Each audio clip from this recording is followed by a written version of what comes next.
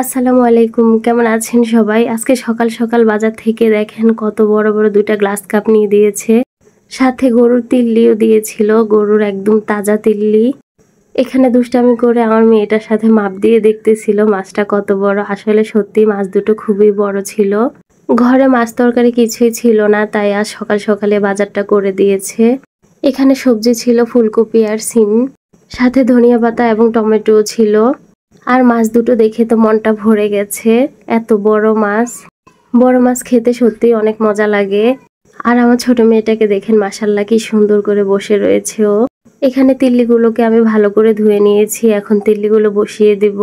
সমস্ত মশলা আমি রেডি করে নিয়েছি, সামান্য কিছু পেঁয়াজ কুচি দিয়ে দিলাম, কিছুটা আদা রসুন বাটাও দিয়ে দিয়েছি আমি। লবণ দিয়েছি ৪ চামচ আর হলুদের গুঁড়া দিয়ে দিয়েছি ৪ চামচ।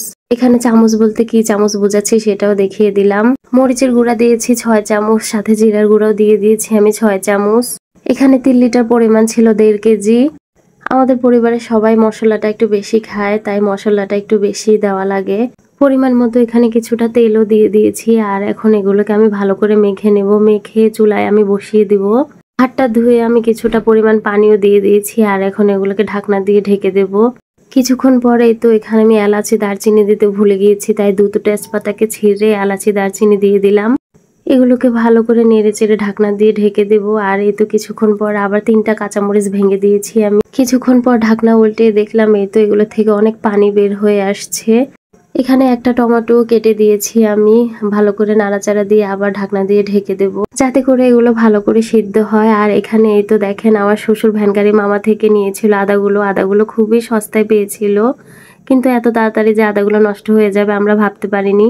তাই আদাগুলোকে এখন কেটে নিচ্ছি, আমি ব্লান্ডার করব। আর এই তো এখানে আমার তিল্লিটাও হয়ে আসছে, তাই আমি ধনিয়া পাতা দিয়ে ভালো করে নেড়ে চেড়ে নামিয়ে নেব।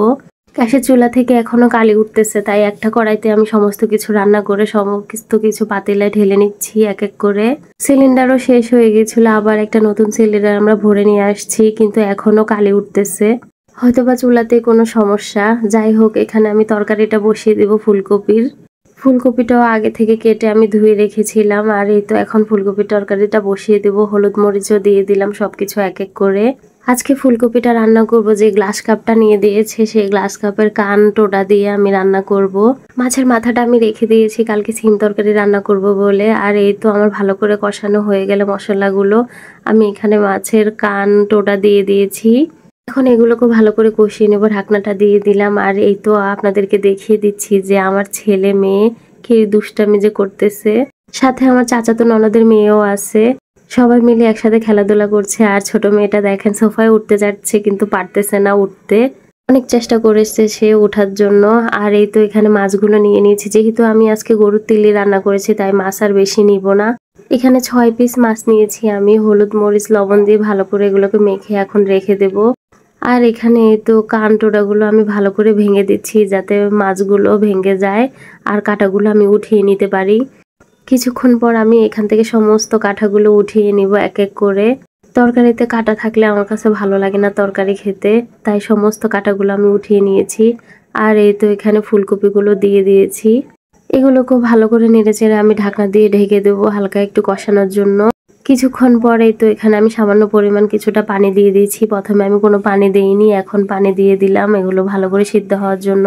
আর এখানে একটা টমেটো কেটে দিয়েছি আমি। হালকা নেড়েচেড়ে আবারও ঢাকনা দিয়ে দিলাম। এই তো 10 মিনিট পর আমার তরকারিটা হয়ে আসছে। আমি কিছুটা ধনিয়া পাতা দিয়ে নামিয়ে নিলাম এগুলোকে। আর এখানে মাছ ভাজিটাও আমি বসিয়ে দিয়েছি। আদাগুলো আমার সব কাটা হয়ে গেছে, এখন আমি এগুলো পুকুর থেকে ধুয়ে নিয়ে আসবো ভালো করে।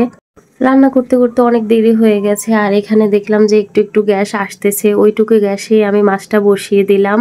আজকে আর পেঁয়াজ ভাজি করিনি, অমনিতেই তেলের উপর পেঁয়াজ দিয়ে টমেটো সবকিছু মশলা দিয়ে আমি এগুলোকে কষিয়ে নিয়েছি। আর কষানো হয়ে গেলে এই তো মাছগুলোকেও আমি দিয়ে দিয়েছি। এখন এগুলোকে হালকা কষিয়ে নিয়ে এর মধ্যে আমি ঝোল দিয়ে দিব। মাছগুলোকে এক একটা করে আমি উল্টিয়ে দিচ্ছি।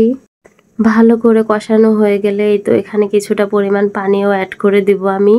যেহেতু মাছগুলোকে আজকে একটু কড়া করে ভাজি করেছি, তাই পানিটা আর বেশি দিব না, তাহলে মাছগুলো বেশি নরম হয়ে যাবে।